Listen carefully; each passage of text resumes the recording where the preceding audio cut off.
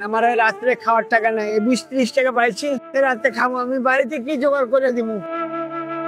আমার যে পথে চাই রয়েছে, আমার মেয়ে যাবো টাকা পাঠায়, করতে পারলাম আমি টাকা পাঠান।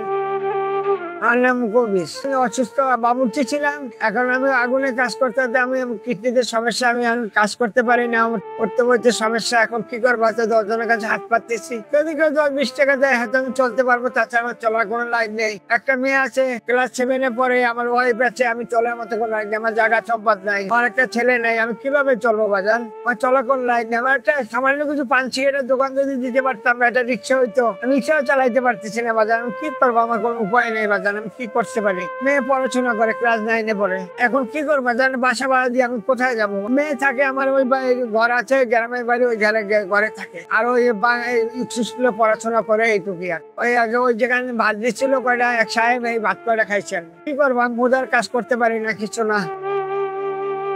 কেমন করে চলবো জান? আমার রাত্রে খাওয়ার টাকা নাই, 20-30 টাকা পাইছি, রাতে খাবো। আমি বাড়িতে কি জোগাড় করে দিব?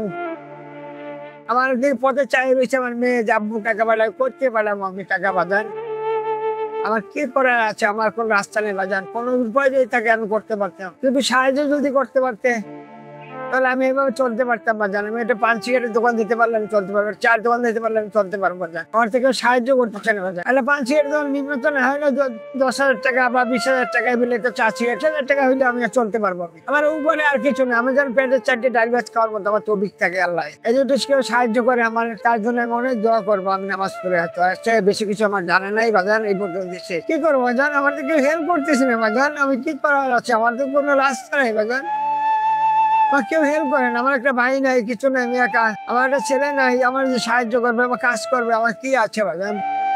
আমার বাবার মাঝখানে জায়গাও নাই, একটা সম্পদ পাইছে, ওই বাড়ি কাল ঘরটা উঠাবার মতো রাস্তা আছে, তাও ঘর ভাঙে পড়তেছে বাজান। ভাঙে যে তুলবো, আমার তোলার মতো কোন রাস্তা নাই। প্রায় ঘরটা তুলতে গেলে নাহলেও 70-80 হাজার 1 লাখ টাকা লাগবে কাঠ দিয়ে তুলতে গেলে। বিল্ডিং করার মতো তো আমার সমর্থ নাই, আমি কি করবো বাজান?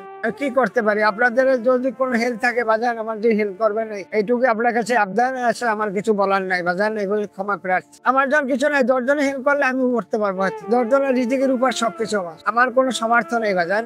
এভাবে 10-20 টাকা করে দিতে পারলে হয়তো আমি চলার মতো একটাই থাকে, তাও কেউ দিচ্ছে না। কেউ চাইলেও 200 লোকের কাছে চাইছে, এই 10 টাকা পাইছে।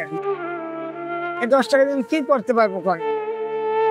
চলার মতো কি একটা, আমার যদি কেউ সাহায্য করে আমি তাকে আমি অনেক দোয়া করবো, আল্লাহ যেন তার কাছে আমি অনেক প্রার্থনা, আল্লাহ যেন আল্লাহকে তাকে ভালো রাখে, শান্তিতে রাখে, সুখে রাখে, আমিও যেন সুখে থাকতে পারি। এই যে সবচেয়ে।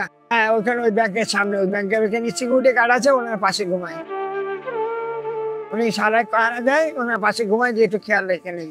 রাস্তায় ঘুমানো এটা মানুষের কাজ, এটা মানুষ খারাপ মনে করে। ওই যে নেশা খায় তাকেও বলে যে নেশাখোর, যে ভালো হ্যারেও বলে নেশাখোর, তারাও বলে খারাপ, ভালো বলে না কেউ।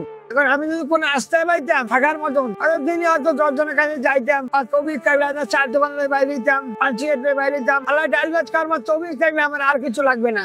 এইটুকুর জন্য বাজার, যদি কোনো সমর্থ থাকে কারো আমাদের হেল্প করে, এইটুকু আমি বলতে চাই। তাদের কাছে আবদার আমার, তাদের জন্য দোয়া করবো আমি, অনেক নামাজ পড়ে আল্লাহ যদি বাঁচে আমাকে।